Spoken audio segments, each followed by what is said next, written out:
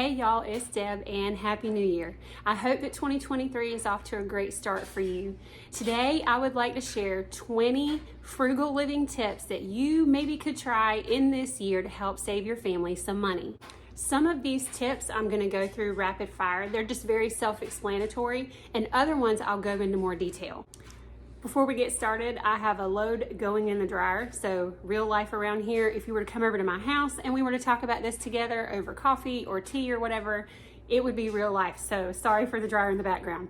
The first tip that I have for you is to try making your coffee at home. I know we see this all the time. We talk about it all the time.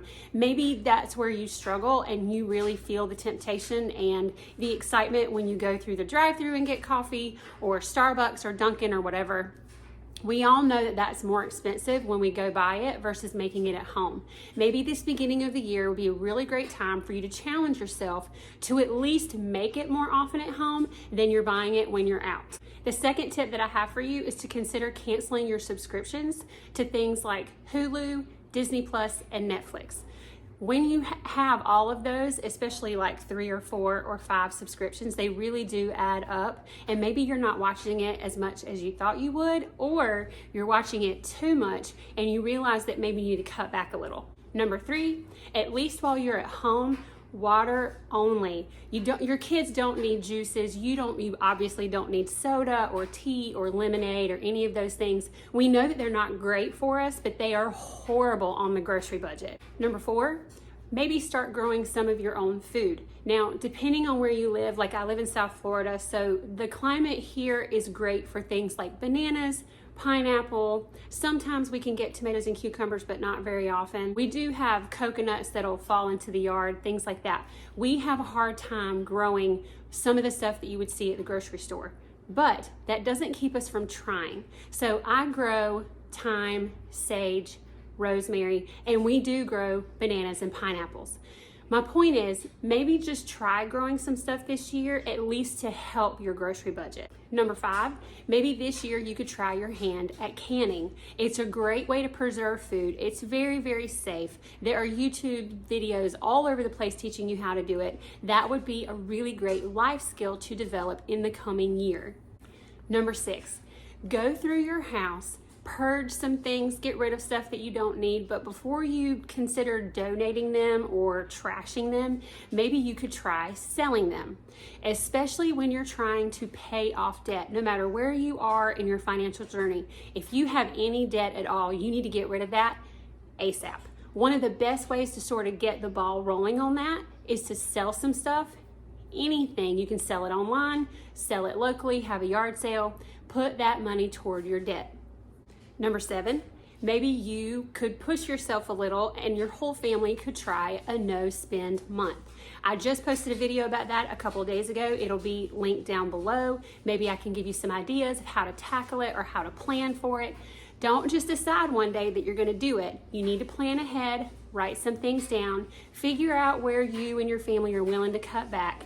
A no spend month can save you so much money. Maybe this would be the year that you would ditch the paper towels.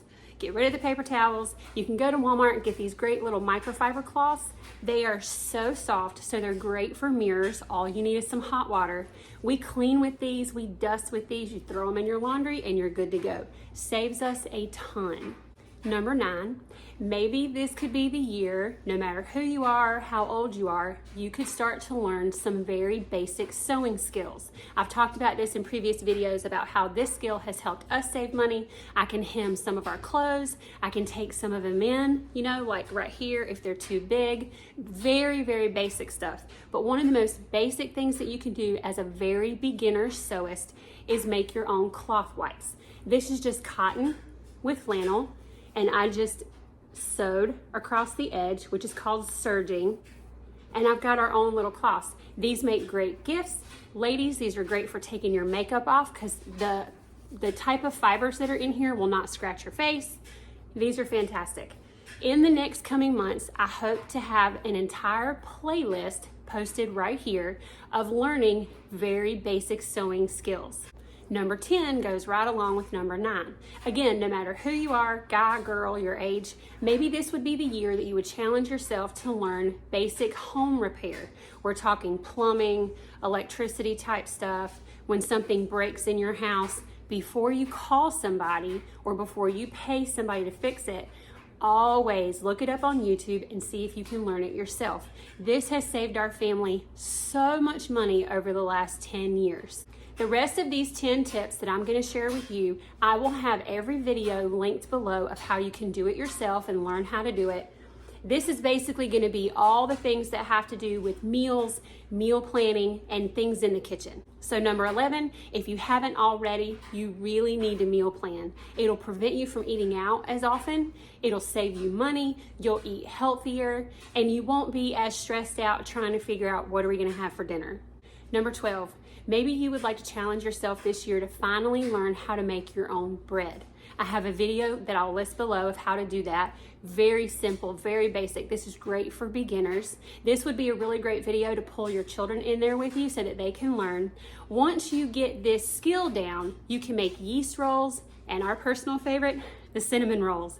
Every time people come over and they have my cinnamon rolls, and I'm not trying to toot my horn, I'm just saying that one year I woke up and I said, this is the year that I want to nail cinnamon rolls.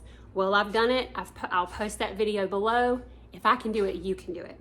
Number 13 is going to be making your own mixes. Now we're going to go through some of those. So I make our own muffin mix. That will be listed below. I make our own cream of chicken soup. Keep it in a jar like this. Again, all of these videos and tutorials will be listed for you. I make our own household cleaners. And this one especially is great for your granite countertops. It's gonna protect that shiny layer that's on the top so it doesn't get scratched and it doesn't get dissolved off. Making your own vanilla. This is dumb easy. This is what we like to call stupid easy. Saves you money and it tastes amazing. I was doing the math the other day and I have saved our family about $200 every single year just by making our own foaming hand soap. Again, there's a video listed below. I use the Dr. Bronner's. I keep pumps from, you know what store this is from. This is from, but you can get these at Walmart too. Put 2 tablespoons in here and then fill the rest up with water. You got foaming hand soap, super cheap. I also make our own hot cocoa mix. Those are great for gifts. Again, it'll be listed below. And brownie mix. It is so much cheaper. You will save so much money and the food tastes so much better when you learn how to make these from scratch. Now, let me give you a tip that I like to do. If I'm going to spend the time making muffin mix, my own waffle mix, brownie mix, things like that, I make it in bulk. I don't just buy the ingredients to make like the replacement for 1 box or 1 family serving. I make a lot. And then depending on whether or not you have trouble with ants or roaches, or I know that can be a problem for some people, you can freeze that stuff. It's no problem. So you can put stuff in baggies, and if it's a problem for you in your area, just freeze it. Okay, I think we're on somewhere around 17 or 18. One of the best things that you can do for your food budget is to switch from canned beans to dry. Now, I don't like the method of pre-soaking the beans the night before because am I really gonna think about that? No. So if you have an Instant Pot, and I have a recipe that I'll list below, that is the best way to make them. It's cheaper, it's healthier, and you get to control the seasonings and especially the sodium content. Okay, number 19 is gonna sound a little bit stupid easy, like common sense type stuff, but sometimes that's why these videos can be really helpful. While other people might think of them really easily, maybe I don't. One of the switches that I made in the last couple years was to stop buying meat that was already cut up, skinless, boneless, and things like that. Every now and then when we're in a time crunch, I'll purchase that stuff just because it's easier and faster. When it comes to saving as much money as possible on our grocery bill, buy your chicken whole or at least buy the leg quarters. So much cheaper. It comes with the skin and the bone. And I would just leave the bone in while we cook it. I'm not gonna spend the time taking the bones out, or cook it in the crock pot, let the bones sort of fall out on their own. It takes 2 minutes to take a pair of kitchen shears, get the skin off and trim the fat off. You will save so much money. Before I give you the last one, let me give you this other tip.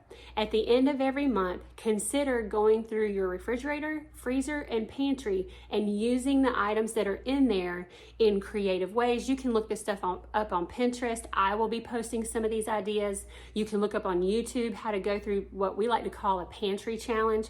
That will help you so much at the end of the month, bringing your grocery bill down. Number 20, this is going to be big for everybody. No matter how much money you make, no matter if your house is paid off or not, you're drowning in debt or not, I don't care how old you are, guy, girl, this is for everybody. In 2023, all of us could learn to be more content with what we have. If you live in America, you are still doing, I don't know what the percentage is, far better than most people living in any other part of the world. Be grateful for that. Let it change your attitude and give you joy.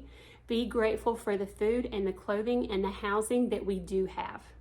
I hope these tips were helpful. I hope you're having a wonderful start to your new year. Comment below if you have any questions or ideas that you may have that would be helpful for me. I'm all ears. Y'all have a wonderful start to your new year, and I'll see you later. Bye.